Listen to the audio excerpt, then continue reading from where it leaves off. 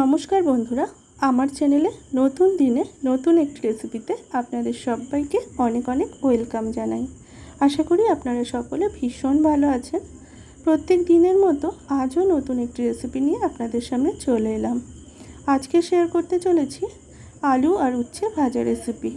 যে বাচ্চারা একদমই উচ্ছে খেতে ভালোবাসে না, তাদেরকে রেগুলার একই রকমভাবে উচ্ছে রান্না করে না দিয়ে একবার একটু ভিন্ন স্টাইলে বা একটু অন্যরকমভাবে যদি এইভাবে আলু উচ্ছে ভাজা করে দেন, তাহলে ওরা এক নিমেষেই কিন্তু খেয়ে নেবে।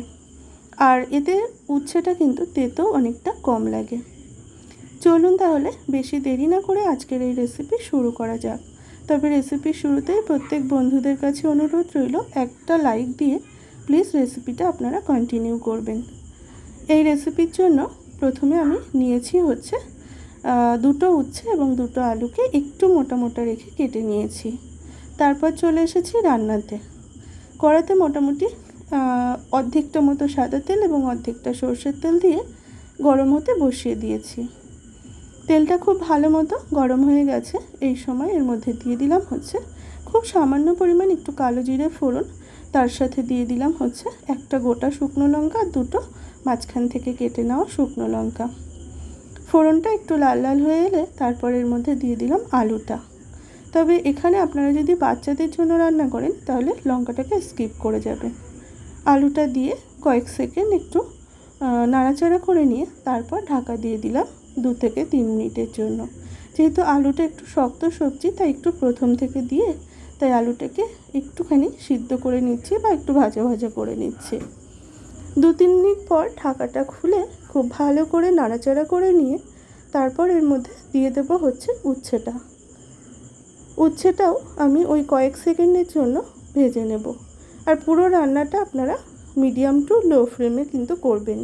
বেশি হাইতে দিয়ে করলে পুড়ে যেতে পারে রান্নাটা, সেই জন্য মিডিয়াম টু লো ফ্লেম রেখেই কিন্তু রান্নাটা পুরোটা আপনারা করে নেবেন। কয়েক সেকেন্ড নাড়াচাড়া করে ঢাকা দিয়ে দিলাম। 2-3 মিনিট আমি রান্না করে নিয়েছি। তবে মাঝে কিন্তু ঢাকাটা খুলে একটু নাড়াচাড়া করে নিয়েছিলাম, নাহলে পুড়ে যেত, সেই জন্য।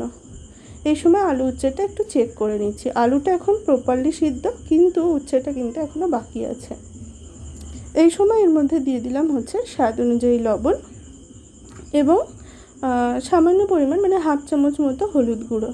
আর তারই সাথে দিয়ে দিলাম দুটো মিডিয়াম মাপের পেঁয়াজ কুচি দিয়ে খুব ভালো করে নাড়াচাড়া করে নিচ্ছি। এবং পেঁয়াজের পাপড়িটা যতটা সম্ভব আপনারা এরকম খুন্তির সাহায্যে কিন্তু ছাড়িয়ে ছাড়িয়ে দেওয়ার চেষ্টা করবেন। এরপর ঢাকা না দিয়ে আমরা রান্না করে নেব 4 থেকে 5 মিনিট। 4 থেকে 5 মিনিট পর ফিরে আসছি।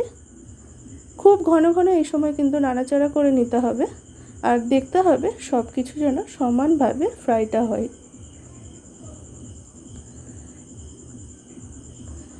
খুব সামান্য পরিমাণ একটু চিনি অ্যাড করেছি, তবে চিনিটা সম্পূর্ণ অপশনাল, চাইলে এটাকে ইগনোর করতে পারেন। আমি সামান্য পরিমাণ একটু অ্যাড করেছি যাতে টেস্টটা একটু ভালো আসে, সেই জন্য। মিনিট 2-3 রান্না করে নিয়েছি। গায়ের রঙটা দেখতেই পাচ্ছেন একদম ব্রাউন কালার হয়ে এসেছে। যখন এরকম ভাজা করতে করতে গায়ের রঙটা একটু ব্রাউন বা বাদামি রঙের হয়ে আসবে, সেই সময় বুঝে নিতে হবে যে আমাদের রান্নাটা মোটামুটি কমপ্লিট। সেই সময় এর মধ্যে মানে নামানোর একটু আগে এর মধ্যে দিয়ে দিলাম হচ্ছে ওই হাফ চামচ মতো পোস্তদানাটা দিয়ে কয়েক সেকেন্ডের জন্য একটু নাড়াচাড়া করে নেব। যতক্ষণ না পোস্তদানাটা একদম ক্রিস্পি টাইপের হচ্ছে ততক্ষণ পর্যন্ত নাড়াচাড়া করে নেব।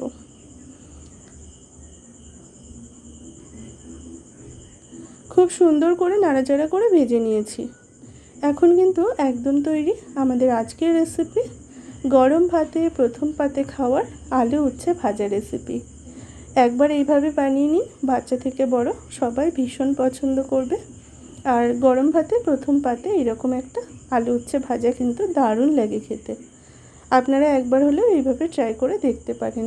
আর কেমন লাগলো আজকের রেসিপি অবশ্যই আমাকে জানাবেন। ভালো লাগলে লাইক, কমেন্ট, শেয়ার এবং আমার চ্যানেলে নতুন বন্ধু হয়ে থাকলে চ্যানেলটিকে সাবস্ক্রাইব করার অনুরোধ রইল। তাহলে যখনই কোনো রেসিপি পোস্ট করব আপনাদের কাছে আগে পৌঁছাবে। অনেক ধন্যবাদ। Thank you so much.